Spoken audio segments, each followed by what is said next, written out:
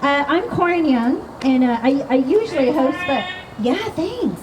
So I have the greatest team. I like rolled in. I was like, guys, I'm Moderna sick. Like I feel like crap.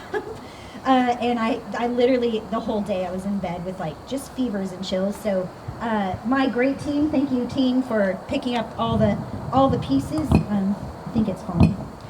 So picture this.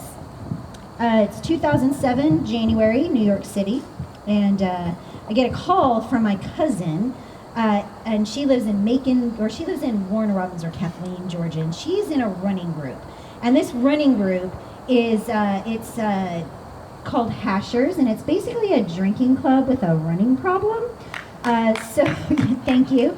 So you basically, somebody lays a trail, and then a hare lays a trail, and then hounds chase after them and then run through the woods, and you catch up with the hare, and then you sit around and sing modified rugby songs. It's a little dirty. You get a dirty name too. You get a dirty name. So my hash name now is Cabbage Snatch Kid. So I get this call from my cousin. I had no idea what hashing was, but she says, my friend Nathan is going to be in New York, and will you please show him around? And that is a cue for me to jump right into what I do. Is I'm going to take him around New York, and I'm going to show him New York. I'm not going to show him Times Square, which is where we met.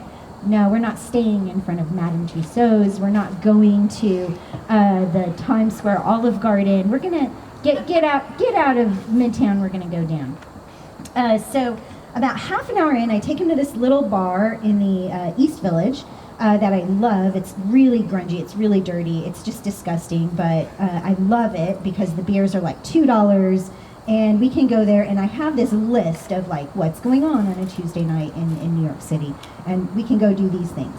And about a half an hour into this conversation, I said to myself, Self, I am so sorry about the part where you're going to have to move to Georgia. And that's a real story. I was like, holy shit, this guy is my guy. I don't know what else to do. So that night, we make out like school children in the car. He heads back on the train back to Long Island where he's working, and I head back to Staten Island.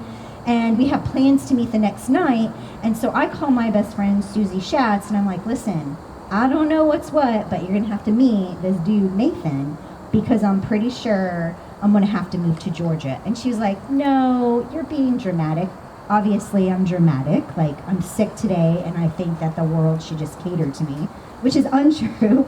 She was like, you're just being dramatic. So she comes and she meets him, and she basically, as she's leaving and we're going to head off for the night, she hugs me tight around the neck, and she whispers in my ear, and she's like, oh, fuck, friend. I am so sorry about the part where you're going to have to move to Georgia. And I was like, oh, man. So now, literally, I had been dating a couple of guys somewhere in there. We're not going to get into detail with that, but I broke up with everybody because Nathan was the bee's knees. And so for a year and a half, I traveled down to Georgia, and he traveled up to New York, and about every 2 weeks we would, see each other. And as I would come down to Georgia, he lived in Kathleen, and I was like, oh, fuck no, I'm never living in Kathleen, Georgia, because no. But I like this little town, Macon. I love it. It's got like a little downtown. It's got a great community. Also, you can't hear the houses settle there. So anyways, fast forward a year and a half later, I have packed my car, and I have moved to Macon, Georgia, because he heard me. He heard what I had to say. I was like, I'm not living in Kathleen. I'm not going to go live in Warner Robins, but Macon seems like a place that I would be okay in. And so for the first 6 months I lived in Macon, Georgia, I thought that we were a part of Atlanta. We are not. We are our own city. And what I didn't realize was that even though I grew up in Southern California and I became an adult in New York City, I got to be an adult in Macon, Georgia. And Macon has been my home ever since. And I didn't realize this at the time, but I do now, is that I was actually coming home. And here I am. So thank you.